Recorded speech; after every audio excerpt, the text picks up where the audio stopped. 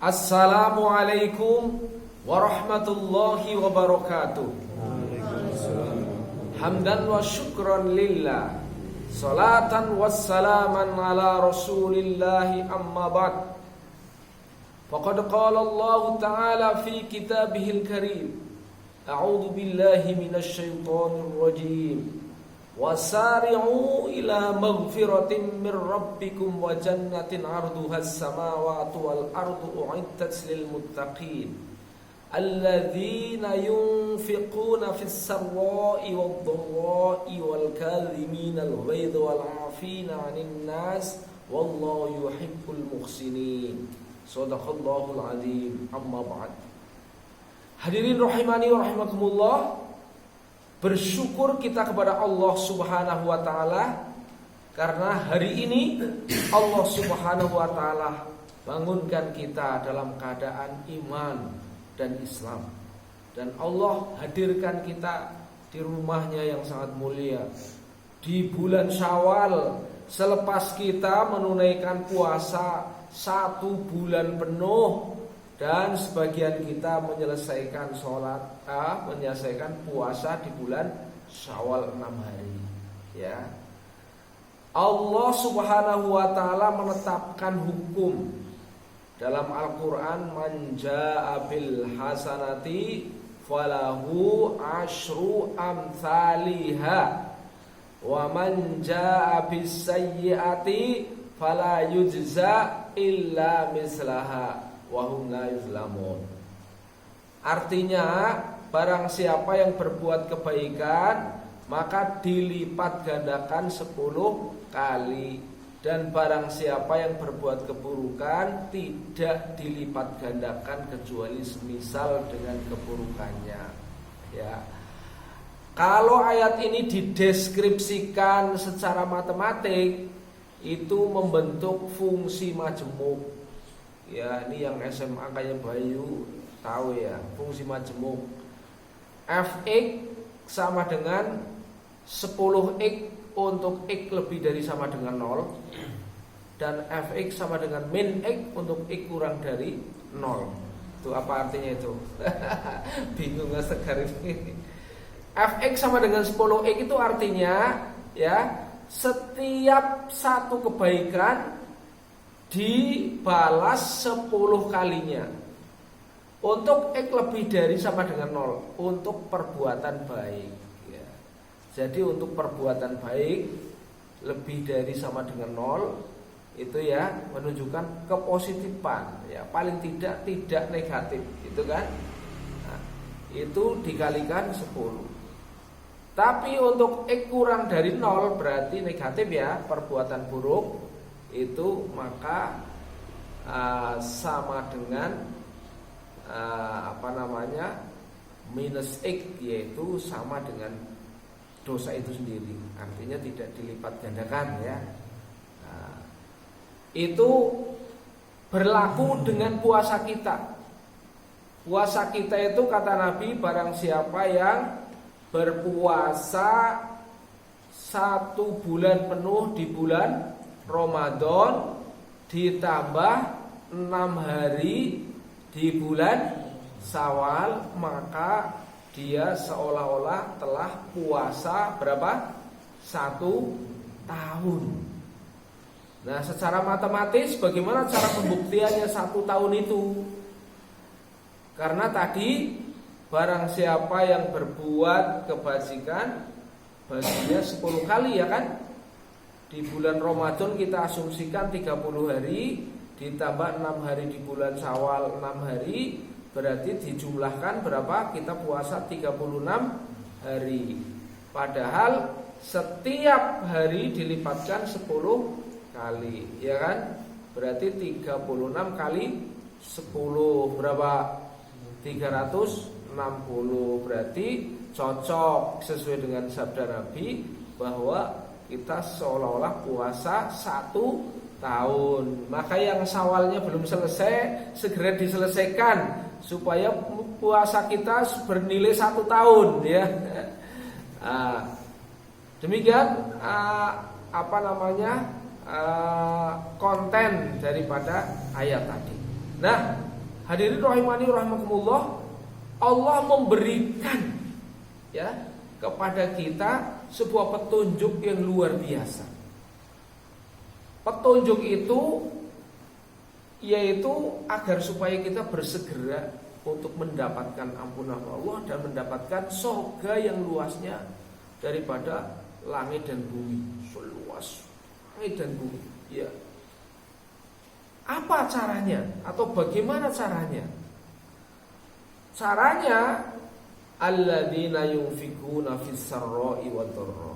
Ya, itu pertama, yaitu kita ringan tangan dalam memberikan sebagian dari harta kita. Baik kita sedang dalam keadaan butuh, sempit maupun kita dalam keadaan lapang, apa yang bisa kita lakukan? Itu ciri orang mutakin pertama, ya. Dia ringan dalam memberikan pengorbanan kita. Kemudian yang kedua, ya, setelah kita yunfikuna fis sarra'i wad dharra wal kadhiminal ghaidha, yaitu orang yang punya kemampuan untuk dapat menahan amarahnya, sekalipun dia mampu meluapkan amarahnya karena dia punya jabatan atau punya kekuasaan atau punya kekuatan, ya, tapi dia mampu untuk menahan amarahnya.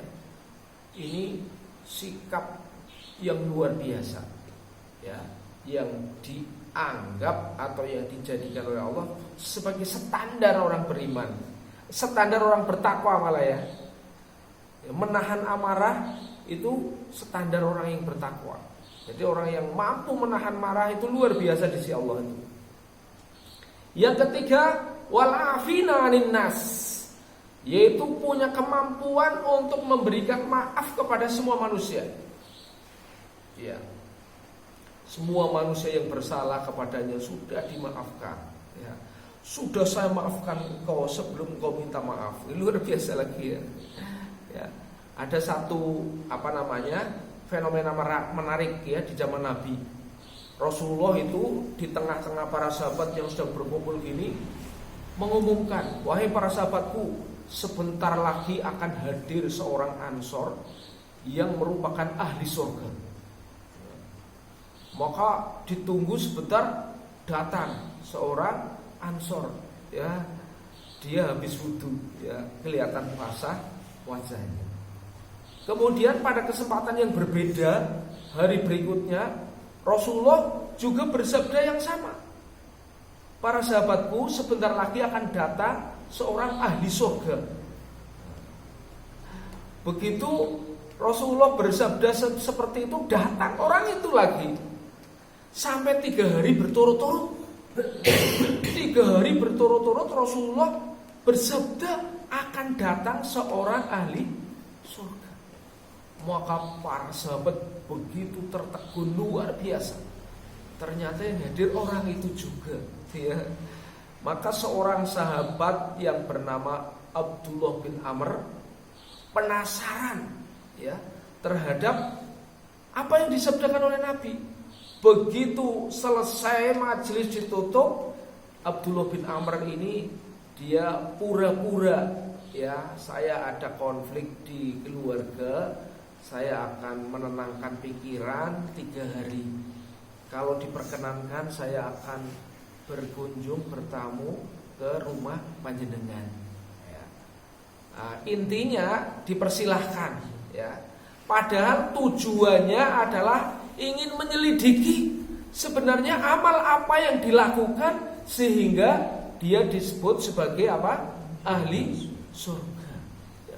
Ternyata setelah 3 hari 3 malam di rumah itu diamati dari detik per detik, dari menit ke menit, dari jam ke jam gitu, ya. Nampaknya tidak ada sesuatu yang istimewa. Ya biasa-biasa saja. Kalau sholat jamaah ya sholat ya biasa, tahajudnya ya biasa-biasa saja. Kok kayaknya nggak ada yang istimewa gitu loh. Jadi dia tidak menemukan suatu amalan yang istimewa.